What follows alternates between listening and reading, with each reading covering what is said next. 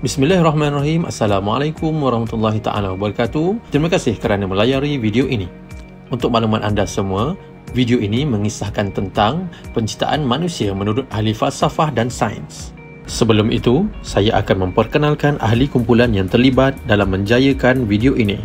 Nama saya Muhammad Sadiq bin Nazir Syam dan rakan saya adalah Muhammad Azhafiza bin Yahya, Muhammad Nur Syafiq bin Umar dan Muhammad Fahmi bin Kamarul Zaman.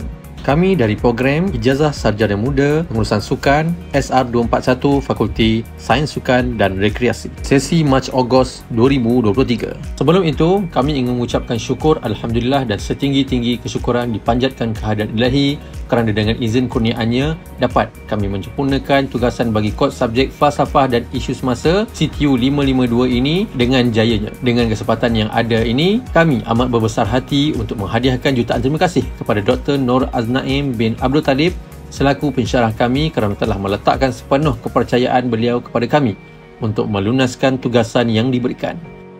Isi kandungan berikut adalah merupakan tajuk-tajuk yang akan dibincangkan sepanjang video ini dimainkan. Yang pertama ialah pendahuluan, kemudian pengertian manusia dari sudut etimologi dan terminologi, manusia menurut perspektif Islam, falsafah barat dan ilmu pengetahuan, sejarah dan teori kejadian manusia, fungsi kejadian manusia, penciptaan manusia menurut Islam, penciptaan manusia menurut Kristian, penciptaan manusia menurut Hindu, penciptaan manusia menurut Buddha, penciptaan manusia menurut Confucianism, penciptaan manusia menurut sains dan kesimpulan dan cadangan serta rujukan. Pendahuluan. Penciptaan manusia dari sudut falsafah dan sains atau lebih khususnya membincangkan topik hakikat bahawa manusia dicipta oleh Allah Subhanahu Wa Taala. Walau bagaimanapun, terdapat kepercayaan dari agama lain selain agama Islam bahawa manusia diciptakan oleh Tuhan mereka berdasarkan kepercayaan masing-masing. Dari sudut sains pula, penciptaan manusia merujuk kepada proses biologi dan membawa kepada evolusi yang membawa kepada wujudnya manusia seperti yang kita kenali hari ini. Penciptaan manusia lazimnya dikaitkan dengan falsafah agama dan falsafah metafizik. Konsep ini masih digunakan dalam beberapa agama dan kepercayaan dan terus menjadi topik perbualan dan perbincangan dalam sains dan falsafah.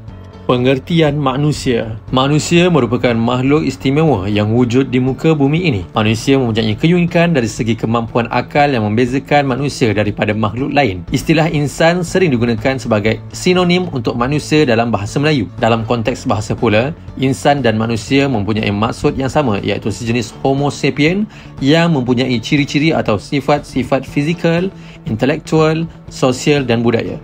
Bagi aspek penciptaan manusia, telah wujud beberapa fahaman berbeza berkaitan falsafah penciptaannya sendiri. Sehingga kini, kajian demi kajian dilakukan bagi mencari jawapan kepada persoalan mengenai asal-usul manusia. Definisi manusia atau insan dari sudut etimologi iaitu bahasa adalah seperti berikut. Perkataan manusia berasal dari bahasa Latin bermaksud homo yang bermaksud manusia atau orang. Ia juga mempunyai kaitan dengan perkataan Yunani atau anthropos yang mempunyai makna yang sama. Secara etimologi, manusia merujuk kepada makhluk yang mempunyai kemampuan berfikir dan bercakap serta mempunyai perasaan dan emosi. Dalam terminologi, manusia merujuk kepada makhluk hidup yang termasuk dalam spesies Homo sapiens. Ia merujuk kepada makhluk yang mempunyai keupayaan kognitif dan emosi yang kompleks. Manusia menurut perspektif Islam. Manusia secara bahasa disebut juga insan dalam bahasa Arab berasal dari kata nasiya yang bererti lupa, dan jika dilihat dari kata dasar al-uns yang bererti jinak, perkataan insan digunakan kerana manusia memiliki sifat lupa, manakala jinak pula membawa maksud iaitu manusia selalu menyesuaikan diri dengan keadaan baru di sekitarnya. Menurut Islam, manusia adalah makhluk ciptaan Allah yang paling mulia berbanding makhluk-makhluk lain. Ini kerana manusia dianugerahkan akal untuk berfikir dan sekaligus dijadikan oleh Allah sebagai khalifah di alam ini. Manusia diberi amanah oleh Allah Subhanahu Wa Taala untuk memakmurkan bumi Allah ini dengan sebaik mungkin berlandaskan penempatan yang telah dibuat oleh Allah Subhanahu Wa Taala dalam Al-Quran.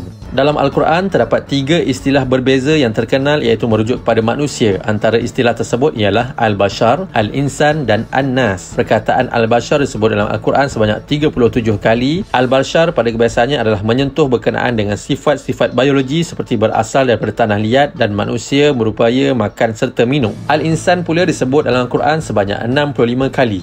Kata ini merujuk kepada konsep Islam yang selalu dihubungkan pada sifat psikologi dan spiritual manusia sebagai makhluk yang berfikir diberi ilmu pengetahuan dan memikul amanah. Bagi perkataan Al-Nas pula, ia adalah diungkapkan sebanyak 240 kali. Kata ini pula merujuk kepada semua manusia sebagai makhluk sosial atau secara kolektif. Manusia menurut perspektif Barat. Dalam falsafah klasik iaitu Yunani, Aristotle mendefinisikan bahawa man is a rational being ataupun man is a rational animal. Socrates pula mendefinisikan bahawa manusia adalah makhluk hidup berkaki dua dan tidak berbulu dengan kuku datar dan lebar. Bagi politik dan ekonomi Barat, Adam Smith mendefinisikan bahawa manusia sebagai makhluk sosial ataupun manusia perlukan manusia lain untuk berinteraksi. Bagi falsafah moden Barat pula, Friedrich Nietzsche mendefinisikan bahawa manusia berteraskan emosi dan kehendak ataupun kemahuan diri. Bagi falsafah zaman pertengahan, konsep manusia sebagai makhluk Tuhan harus patuh pada hukum Tuhan. Thomas Aquinas mendefinisikan bahawa manusia memiliki dua sifat, iaitu sifat jasmani, sifat rohani, dan bahawa manusia harus memenuhi kedua sifat tersebut untuk mencapai kesempurnaan. Bagi falsafah pasca moden pula, John Paul Sartre mendefinisikan bahawa manusia dilahirkan tanpa apa-apa panduan hidup, dan Jacques Derrida pula mendefinisikan bahawa manusia tidak dapat difahami secara objektif ataupun pasti, melainkan selalu dipengaruhi oleh konteks sosial, sejarah dan bahasa. Manusia menurut konteks ilmu pengetahuan. Definisi manusia dalam konteks ilmu pengetahuan melibatkan pendekatan objektif untuk memahami makhluk manusia. Beberapa bidang ilmu yang menunjukkan penglibatan terhadap pemahaman ini meliputi biologi, antropologi, psikologi, neuroscience dan ilmu sosial. Dalam konteks biologi, manusia mendefinisikan bahawa spesies Homo sapien fokusnya adalah pada ciri-ciri fizik dan struktur anatomi manusia, termasuk sistem organ,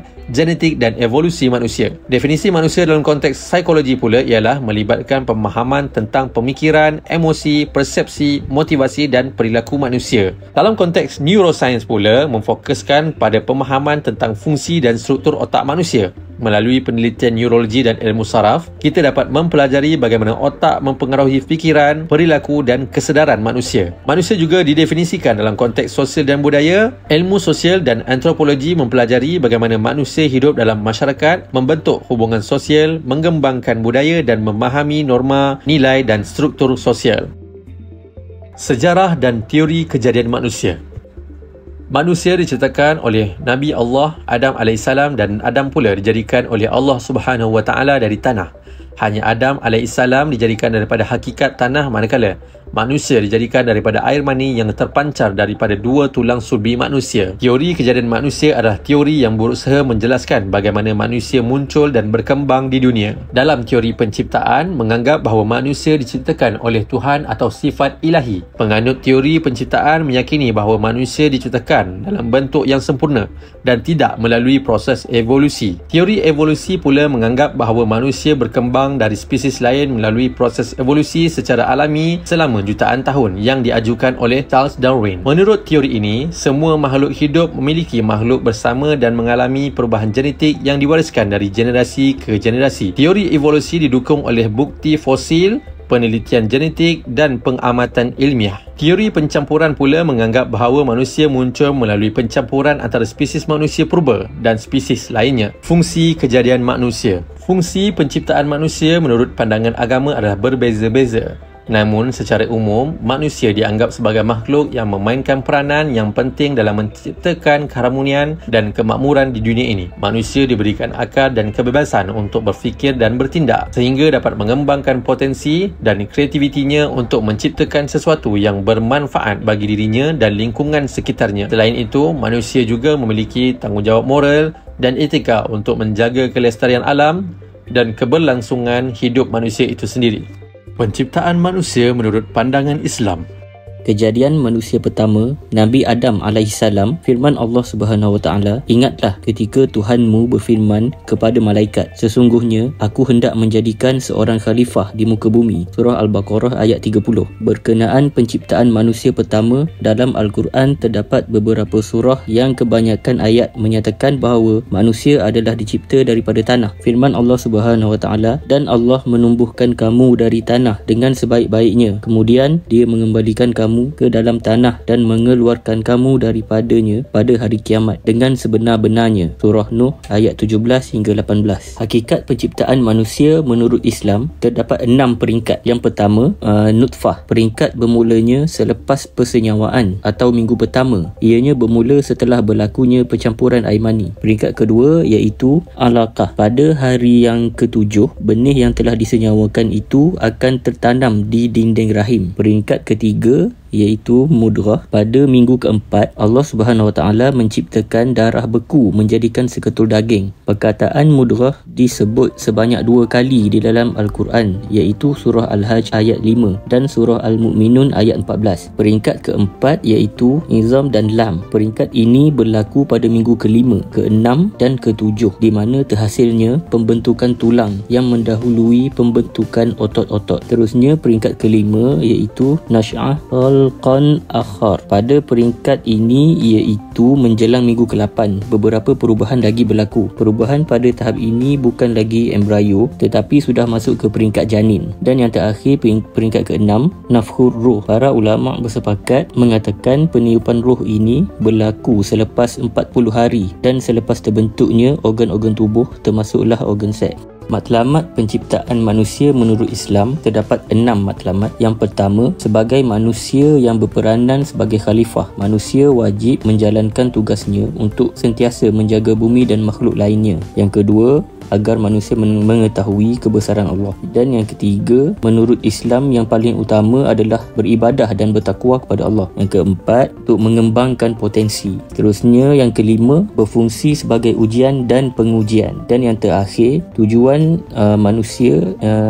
penciptaan manusia adalah memperoleh keselamatan dan kebahagiaan abadi di syurga. Kesan penciptaan manusia menurut Islam, yang pertama, menunjukkan bahawa setiap individu memiliki nilai yang sama di hadapan Allah. Yang kedua, penciptaan manusia juga mengandungi pengajaran tentang sifat-sifat manusia. Yang ketiga, menekankan potensi manusia untuk berbuat baik dan bermoral tinggi. Dan yang terakhir, manusia diberi kebebasan berfikir secara bertindak dan diberikan petunjuk dan ajaran agama untuk mengarahkan hidup mereka ke jalan yang benar. Penciptaan manusia menurut pandangan Kristian.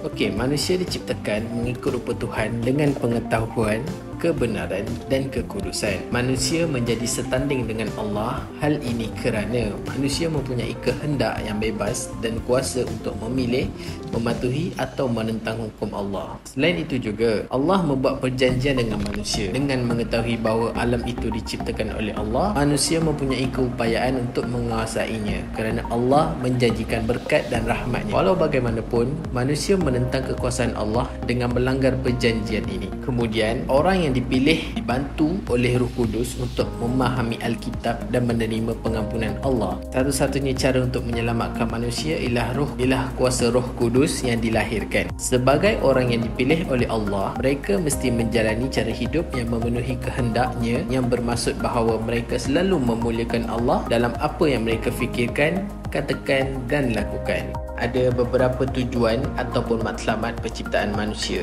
Yang pertama iaitu manusia dicipta untuk menguasai bumi, dan yang kedua, manusia diciptakan untuk menjadi rakan Allah. Yang ketiga, manusia diciptakan untuk memuliakan dan meninggikan Allah. Dan yang keempat adalah manusia diciptakan untuk mengasihi Allah. Tujuan manusia diciptakan berdasarkan ajaran Kristian adalah untuk meninggikan Allah. Selain itu juga, Allah memberikan setiap manusia kelebihan yang berbeza, bakat-bakat yang sesuai dengan kemampuan masing-masing. Dan yang terakhir adalah semua manusia mempunyai bahagian masing-masing sebagai bekal untuk melayani dan memuliakan nama Tuhan mereka. Di sini saya akan menerangkan tentang beberapa kesan penciptaan manusia menurut ajaran Kristian. Yang pertama, manusia mempunyai nilai dan keistimewaan yang luar biasa. Ini kerana manusia dianggap sebagai mahakarya yang paling unik yang diciptakan oleh Allah. Dan ini menentukan martabat manusia dan menunjukkan bahawa setiap orang mempunyai potensi yang luar biasa. Selain itu, Allah memberikan manusia tanggungjawab untuk menguruskan dan mengawal bumi. Oleh itu, manusia dikehendaki menjaga dan merawat ciptaan Allah dengan bijak, termasuk alam sekitar dan orang lain. Kemudian, manusia diberikan kebebasan untuk memilih dan memiliki tanggungjawab moral atas tindakan-tindakan yang dilakukan.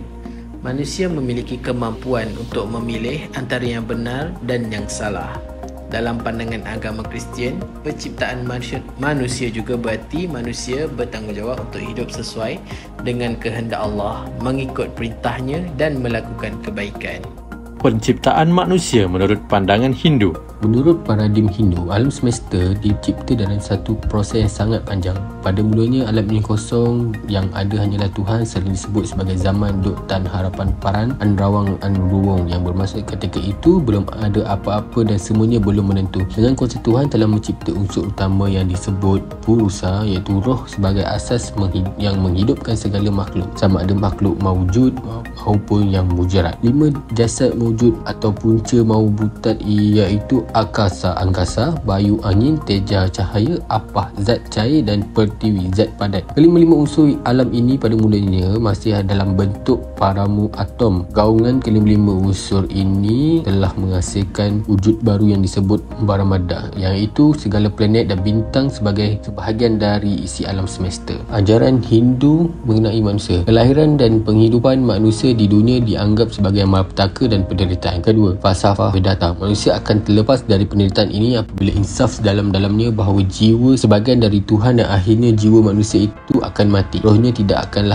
dilahirkan semula, bahkan bersatu dengan Tuhan. Yang ketiga, falsafah Sangkaya. Manusia akan terlepas dari penderitaan apabila insaf bahawa jiwanya tidak bersangkut paut dengan benda. Cita-cita tertinggi manusia adalah berpisah selama-lamanya dari benda. Dan yang terakhir, manusia dibahagikan mengikut kasta, iaitu Brahmin, Kshatriya, Vaishya dan Sudra. Orang Hindu percaya bahawa selepas mati semua benda hidup akan menjelma sebagai benda hidup baru. Kiranya amalannya semata-mata jahat, maka semasa kelahiran semula mungkinkan dijemakan sebagai haiwan.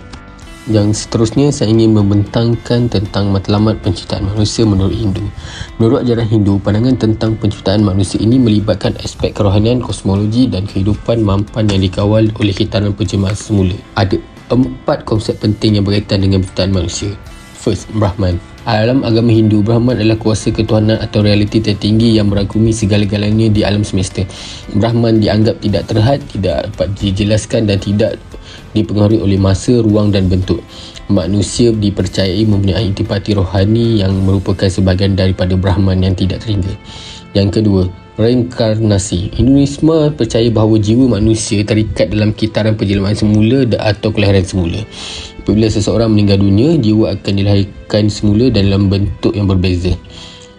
Yang ketiga, karma. Karma merujuk kepada konsep bahawa setiap tindakan manusia mempunyai akibat yang berkaitan. Tindakan yang baik akan menghasilkan karma yang baik, manakala tindakan yang buruk akan menghasilkan karma yang buruk. Seseorang dalam kehidupan ini sebelumnya mempengaruhi kehidupan mereka sekarang dan kehidupan masa depan, termasuk dalam konteks kelahiran semula. Yang keempat, penciptaan kosmik. Hinduisme mengajar bahawa penciptaan kosmik berlaku dalam kitaran berulang di mana Brahman mencipta, mengekalkan dan memusnahkan alam semesta berulang kali. Penciptaan dan pemusnahan ini berlaku dalam kitaran yang panjang dan kitaran ini digali sebagai Santa Yuga, Treta Yuga, Deva-para Yuga dan Kali Yuga. Seterusnya, saya akan membentangkan kesan penciptaan manusia menurut Hindu. First, dalam agama Hindu, pandangan tentang penciptaan manusia berkait rapat dengan konsep kosmologi dan falsafah Hindu. Yang kedua, dalam tradisi Hindu, penciptaan manusia dilihat sebahagian daripada kitaran hidup yang berterusan yang dikenali sebagai kitaran samsara. Dan yang ketiga, pada peringkat kosmik, dalam agama Hindu terdapat konsep Turumurti yang melibatkan 3 aspek ketuhanan Brahma, Vishnu dan Shiva.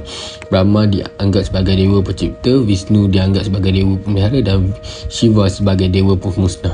Dan yang keempat, dalam konteks manusia, dewa Brahma dianggap sebagai entiti yang bertanggungjawab untuk penciptaan manusia. Walaupun Brahma mempunyai peran penting dalam mencipta alam semesta, dia tidak banyak disembah dalam amalan agama Hindu setiap hari. Ini kerana agama Hindu menekankan bahawa semua bentuk Tuhan adalah aspek Brahman yang tidak terhingga. Penciptaan manusia menurut pandangan Buddha. Pada awalnya, proses munculnya manusia dalam Buddhism dapat dilihat dalam Agama Sutta. Dalam Agama Sutta, penjelasan Buddha tentang awal terbentuknya manusia pada awal pembahasan masih menggunakan istilah makhluk ataupun beings. Penggunaan istilah makhluk disebabkan pembahasannya dimulai dari proses terbentuknya planet bumi dan isinya. Sistem ajaran agama Buddha, manusia menempati kedudukan khusus dan tampak memberi corak yang dominan pada hampir seluruh ajarannya. Kemudian, menurut ajaran Buddha juga, manusia adalah kumpulan dari energi fizik dan mental yang selalu dalam keadaan bergerak yang disebut Pancakhanda atau 5 kelompok kegemaran. Di sini saya akan sertakan dengan teks-teks Buddhis yang dimaksudkan. Yang pertama sekali adalah rupa khanda, bermaksud kegemaran akan wujud atau bentuk. Yang kedua, Vedana khanda, iaitu kegemaran akan perasaan. Yang ketiga adalah Sana khanda, adalah kegemaran akan penyerapan rangsangan dari luar. Yang keempat, Shankhara khanda, yang bermaksud kegemaran dalam bentuk fikiran.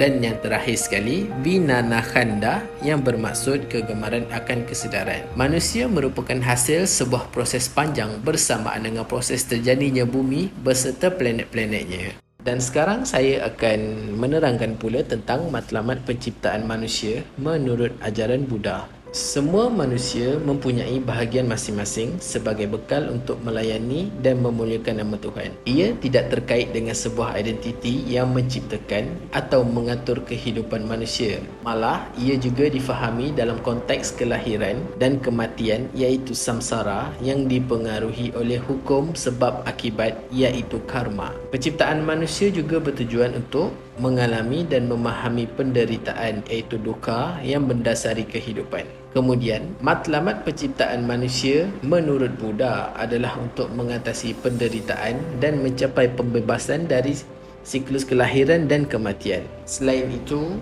manusia juga diharapkan agar dapat memperoleh pemahaman yang lebih mendalam tentang dunia sebenar. Dan ini adalah beberapa matlamat penciptaan manusia menurut ajaran Buddha. Kemudian saya akan menerangkan tentang kesan penciptaan manusia menurut ajaran Buddha. Yang pertama adalah penciptaan merujuk kepada kelahiran dan kematian. Menurut agama Buddha, ketentuan ilahi tidak benar-benar mencipta manusia, tapi sebaliknya melalui era kelahiran dan kematian yang dikenali sebagai samsara. Seterusnya, agama Buddha menolak idea bahawa alam semesta atau manusia dicipta oleh ketentuan ilahi. Ia adalah kepercayaan Buddha bahawa alam semesta tidak akan kekal abadi. Selain itu, manusia dianggap sebagai hasil daripada penyebab dan keadaan. Yang bermaksud di sini, manusia dilihat sebagai hasil daripada penyebab dan keadaan yang kompleks. Faktor genetik, persekitaran, sejarah hidup dan keadaan mental adalah semua komponen yang mempengaruhi penciptaan manusia. Kemudian, agama Buddha menekankan betapa pentingnya memahami situasi manusia termasuk penderitaan, iaitu dukkha dan kesengsaraan yang ada dalam kehidupan. Oleh itu, Buddha mengajar manusia cara memahami dan mengatasi penderitaan dengan memahami dharma dan melakukan meditasi. Dan yang terakhir sekali adalah manusia berpotensi untuk mencapai pembebasan. Di dalam ini menurut agama Buddha, setiap orang mempunyai keupayaan untuk mencapai pembebasan, iaitu nirwana, keluar daripada zaman kelahiran dan kematian yang tidak berakhir. Penciptaan manusia menurut pandangan Confucianism. Hakikat penciptaan manusia menurut Konfusianisme adalah nama salah satu aliran dalam falsafah Cina pendirian Konfusianisme bernama Confucius. Pada zaman ketiga perpecahan kekacauan dan perang berpecangan maralela, Confucius hendak mengembalikan perintah langit Tianmin yang untuk dapat mempersatukan Tiongkok dan membawa pendamaian dan kesejahteraan bagi rakyat. Ajaran Konfusianisme yang humanistik berkembang menjadi salah satu hal terpenting dalam peradaban Cina. Ajaran yang paling mendalam dalam Konfusianisme terletak pada tekanannya untuk membangunkan diri atau pengharapan diri, kegerahan modal serta kemampuan untuk membuat keputusan yang terlatih baik ketimbangan pengetahuan akan hukum-hukum alam. Yang seterusnya saya akan bertangkan tentang matlamat penciptaan manusia menurut menurut Konfusianisme. Pertama, matlamat hidup tertinggi manusia ialah mencapai tahap manusia yang sempurna dan teragung, iaitu Chun Heze atau Junzi. Secara umumnya, ajaran Konfusius menekankan kualiti peribadi manusia seperti kesopanan, kejujuran, menghormati kebaikan, keamanan, menghormati budi pekerti yang tinggi dan bertanggungjawab. Yang kedua, Li merujuk kepada kepentingan upacara dan kelakuan budi bahasa. Dan yang ketiga, Yi dimasukkan sebagai menjunjung tinggi kebenaran, keadilan, kewajipan dan kekuatan. Dan Z secara literal bermaksud kearifan atau kebijaksanaan, kecerdasan atau kepandaian. Dalam Konfusianisme, penciptaan manusia difahami dalam konteks yang lebih budaya dan etika. Menurut ajaran Konfusianisme, manusia secara semula dilahirkan baik tetapi perlu mengembangkan budi dan akhlak melalui pendidikan dan amalan moral. Berikut adalah beberapa tanggapan tentang penciptaan manusia menurut Konfusianisme. Pertama, humanitas. Humanitas ialah Konfusianisme menekankan nilai kemanusiaan yang tinggi. Manusia dilihat sebagai makhluk istimewa yang mesti berusaha dan menjadi manusia yang baik. Setiap individu yang mempunyai potensi untuk berkembang dan mencapai nilai mulia. Yang kedua, pendidikan. Konfusianisme menekankan kepentingan pendidikan dalam membentuk siasat diri. Pendidikan dipercayai dapat membantu manusia memahami nilai-nilai moral, mengembangkan akal dan merealisasikan potensi mereka. Yang ketiga, hubungan sosial. Sosial ialah Konfusianisme menekankan kepentingan hubungan sosial yang sihat dan harmoni. Manusia dilihat sebagai makhluk sosial yang mesti hidup dalam masyarakat yang terkawal. Konfusianisme mengajar nilai-nilai seperti menghormati ibu bapa, menghormati guru, kesetiaan pergerakan dan menghormati pihak kuasa. Yang keempat, etika. Konfusianisme mempunyai tumpuan yang kuat pada etika. Konfusianisme menekankan kepentingan keluluhan moral, kebijaksanaan dan keadilan dalam menjalani kehidupan. Manusia dijangka mengikuti etika yang dikenali sebagai Dao atau Tao yang melibatkan komuniti seperti kebaikan, kesopanan, kesetiaan dan kepatuhan pada aturan sosial. Dan yang kelima, pembangunan diri. Konfusianisme mengajar kepentingan pembangunan diri melalui refleksi dan introsepsi. Manusia diharapkan dapat mengetahui dan menguasai dirinya. Konfusianisme menekankan peningkatan moral dan pemahaman diri yang lebih mendalam melalui amalan seperti mempelajari ajaran nenek moyang, meditasi dan muhasabah diri. Penciptaan manusia menurut falsafah sains. Hakikat penciptaan manusia menurut sains, berdasarkan kajian saintifik dan pembelajaran, terdapat 3 peringkat, iaitu tahap pre-embryonik, tahap embryonik dan tahap fetus. Hakikat penciptaan menurut sains juga dipecahkan kepada 3, iaitu teori evolusi, antropologi iaitu manusia dan budaya, dan arkeologi, kajian artifak masa lalu. Okey, kita teruskan yang pertama, teori evolusi. Darwin mempercayai bahawa nenek moyang manusia adalah kera. Hal ini memang dibantah keras oleh banyak orang, bahkan para ilmuwan sendiri. Yang keduanya, antropologi. Manusia adalah makhluk yang sangat kompleks. Kita adalah pembimbing antara makhluk material dan makhluk rohani. Yang ketiga, arkeologi. Disebutkan oleh ilmuwan barat, sejarah manusia bermula dari zaman batu. Kononnya manusia pada zaman itu tidak mengetahui apa-apa. Matlamat penciptaan manusia menurut sains. Yang pertama, menurut sains, tujuan penciptaan manusia tidak terikat dengan konsep agama atau falsafah yang memberikan makna yang lebih dalam. Seterusnya, fokus pada pemahaman dunia secara objektif melalui kaedah ilmiah. Dan seterusnya, bertujuan untuk lebih memahami dan menghargai manusia sebagai homo sapiens dan makhluk sosial dalam kerangka kerja yang komprehensif.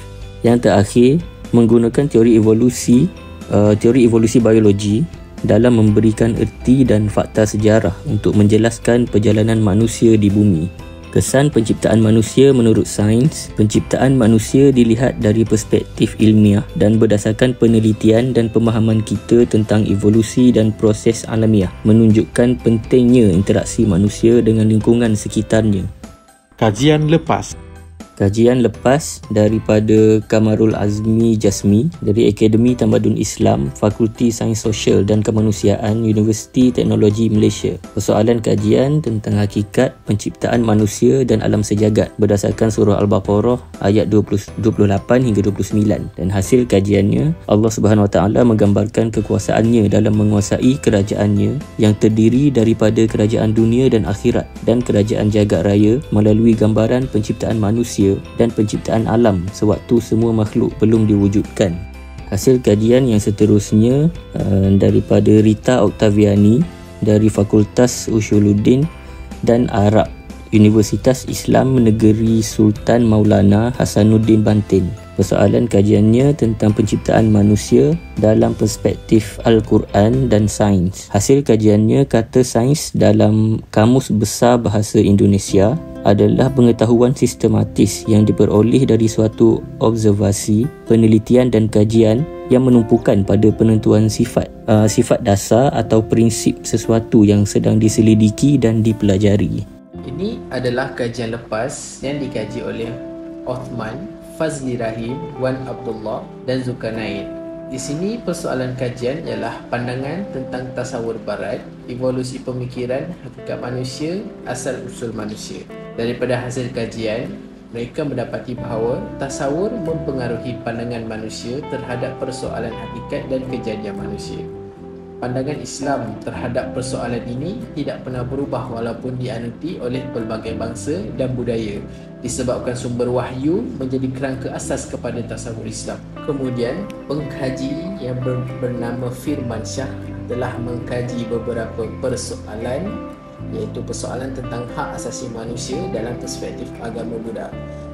Dari kajian ini, beliau mendapati data yang diperoleh berupa pendapat para ahli yang berkaitan dengan hak asasi manusia di dalam agama Buddha yang dihimpun, lalu dilakukan pengklasifikasian data. Selanjutnya, data dianalisa secara deskriptif, kualitatif, iaitu dengan cara membahas, menjabarkan, menguraikan dan mencari hubungan-hubungan masalah yang telah ditelaah. Kemudian ditarik kesimpulan secara deduktif, iaitu menarik kesimpulan dari penjelasan-penjelasan yang bersifat umum ditarik ke khusus sehingga penyajian hasil penelitian ini dapat difahami dengan mudah. Ini adalah kajian lepas yang dikaji oleh Anak Agung Raka Asmariani, Universitas Hindu Negeri Gusti Bagus Sugriwa. Hasil kajian tujuan manusia dan jalan untuk mencapainya menurut Advaita Vedanta. Persoalan kajian tujuan manusia menurut Advaita dan Vedanta mengajarkan bahawa manusia harus memiliki sebuah usaha dalam mencapai tujuannya seperti yang digambarkan 10 Advaita dan Vedanta. Tujuan manusia dalam Advaita dan Vedanta adalah mencapai pengetahuan eksistensi dan kebahagiaan yang mutlak. Semua itu adalah pencapaian kepada yang maha tinggi, iaitu Tuhan. Hasil kajian yang kedua oleh Komang Herianti, Setah Negeri Mampu Keturunan Siga Raja. Hasil kajian humanisme dalam ajaran Konfusianisme. Persoalan kajian, ada banyak nilai yang dapat digali dari ajaran Konfusianisme yang dapat dipakai dalam kehidupan dewasa. Ini terutama untuk menyimbangi kemajuan peradaban manusia dalam bidang ilmu pengetahuan dan teknologi. Ajaran Konfusianisme dalam pengertian Zhu Jia mengajarkan nilai-nilai kemanusiaan terkadang dilupakan oleh manusia sebagai akibat dari terlalu sibuk dengan urusan masing-masing. Kesimpulan dan cadangan. Kesimpulannya, artikel ini sangat bermanfaat dan sesuai untuk dijadikan bahan bacaan dalam pembelajaran sepanjang hayat. Lebih-lebih lagi kepada anak-anak muda untuk menambah intipati ilmu dalam memperkasakan diri untuk masa depan kelak. Dalam pandangan falsafah, manusia diciptakan oleh Tuhan dengan tujuan tertentu. Manusia mempunyai kedudukan yang tinggi dalam hierarki alam semesta dan mempunyai tanggungjawab terhadap penciptaan. Falsafah juga membincangkan tentang martabat manusia, tanggungjawab sosial dan hak asasi manusia. Dalam pandangan sains, manusia dipercayai berasal dari evolusi biologi dan berkembang melalui proses semula jadi. Manusia mempunyai sifat dan ciri-ciri biologi yang sama dengan haiwan, tetapi mempunyai kebolehan untuk memahami dunia dengan lebih mendalam melalui penggunaan akal dan teknologi. Sains juga membincangkan tentang aspek-aspek biologi manusia seperti genetik, fisiologi dan psikologi. Berikut adalah merupakan sumber rujukan yang didapati oleh kami dalam melengkapkan projek ini. Sekian sahaja dari kami. Thank you for listening. Assalamualaikum warahmatullahi taala wabarakatuh.